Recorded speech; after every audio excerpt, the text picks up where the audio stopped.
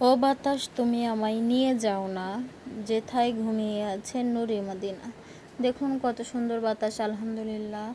আজকে পুরো ঝোড়ো হাওয়া, তাইলে বোঝেন যাদের নদী এবং সমুদ্রের ধারে বাড়ি তাদের অবস্থা কেমন। আমাদের বাড়িটা একটা ফাঁকা জায়গার মধ্যে, তাই এই অবস্থা লাগতেছে। পুরো বাতাসটাই বাড়ির মধ্যে, মানে ফ্যান ছাড়া তো লাগতেছেই না, আরও ঠান্ডা লেগে যাচ্ছে পুরো। রাতে তো কাঁথা গায়ে দিয়ে ঘুমাইছি আর কি। দেখুন কত সুন্দর। আর আমরা কিন্তু একটা জিনিস প্রাকৃতিকভাবে উপভোগ করি, আল্লাহ আমাদের এটা প্রাকৃতিকভাবে দিয়েছে আর কি।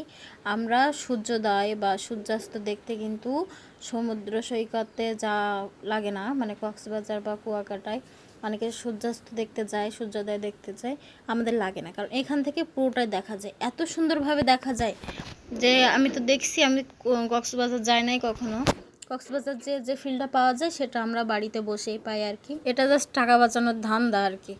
কক্সবাজার গেলে কেমন লাগে তা তো জানি না, কখনো যাই নাই, কিন্তু বাড়িতে বসে খুব মজা পাচ্ছে।